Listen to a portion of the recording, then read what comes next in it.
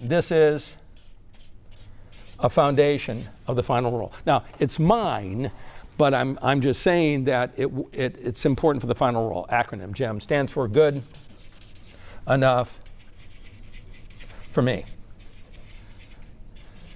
And the idea of good enough for me in the final rule, and I'll come back to Easter seals in a moment, is that when you look at the people who you support, this is what you're going to need to do. I'm giving you tools in your toolbox to meet the final rule. You just can't walk out here and say, oh, I'm going to go meet the final rule. No, how are you going to meet it? This is about changing hearts and minds. You do understand that. This is about changing hearts and minds. And GEM is a strategy to do that, so that when you look at the people you support, do not see them. When you look at the people you support, do not see them, see yourself. That's you who has excessive saliva coming down the side of your face. And no one will give you a runner's wristband to teach you how to keep your mouth dry. No one will ask the physician whether you should have a scopolamine patch of the Dramamine family to go on your back to help keep your mouth dry. No one will ask the physician whether you should have ophthalmic atropine, QID, to help keep your mouth dry. You have to spend the rest of your life with saliva coming down the side of your face. That's you. You're a woman. You're allowed to leave your home in the morning looking like you just crawled out from under a rock.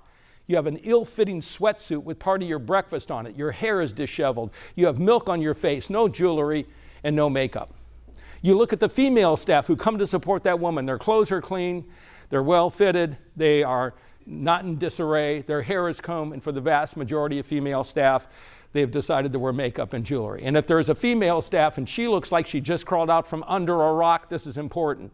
It's informed consent. She stood in front of the mirror. She sees how she looks. She understands the social and psychological consequences of it.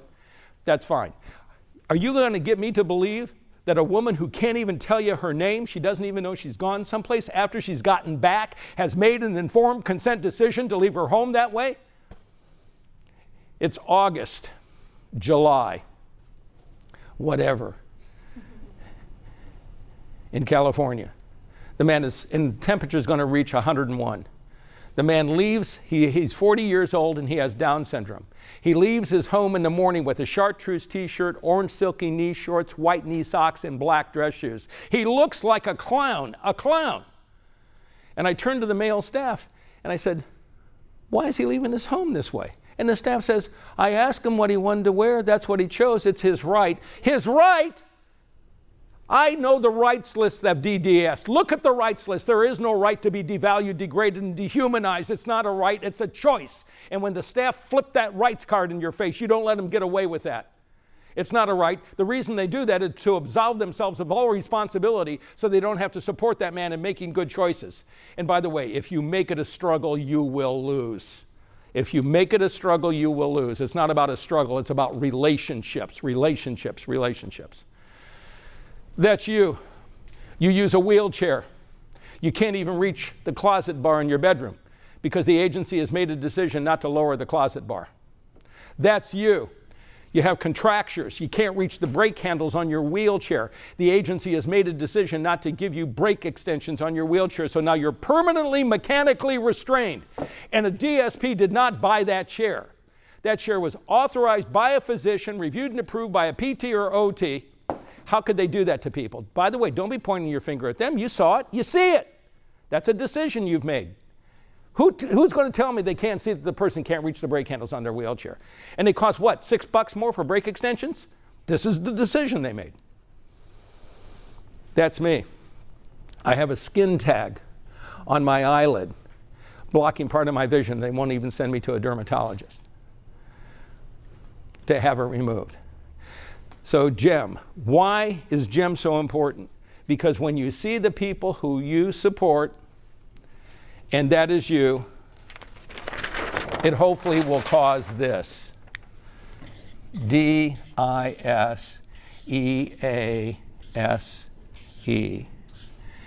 That's it. There's the motivating factor. Why? Because rules, regulations won't cause that to happen. Hey, he's had saliva coming out of his mouth. You've had, since he's been there, licensing has been to the house 10 times. The service coordinator, case manager is on it. They see it. They won't do anything about it. Come on, guys. Good people cause good things to happen. So I introduced this concept of GEM. at Easter Seals of Southern California. And at that time, the director of quality assurance was Julie E.B. McKinsey. And she sends me a poem. Now, a lot of people give me poems. All the poems that I will read to you today are on my website. Just look at poems, right? And most poems that people give me never see the light of day. I'm appreciative, but they don't. This poem is very, very good.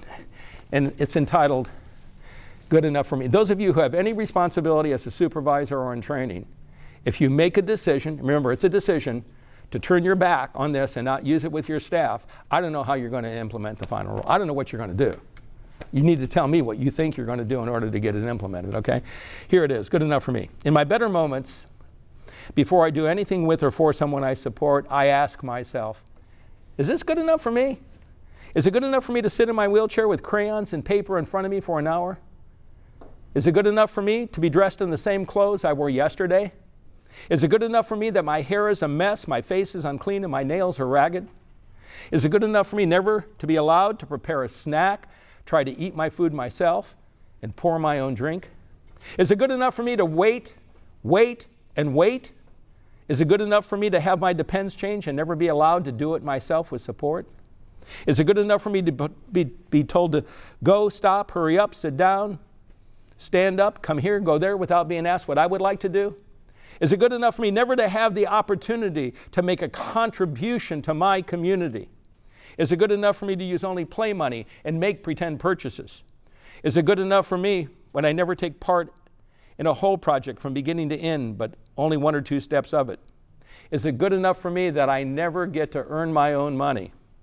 Is it good enough for me never to be allowed to serve my own food, make a mess, clean up my own mess, and take the time I need to finish something?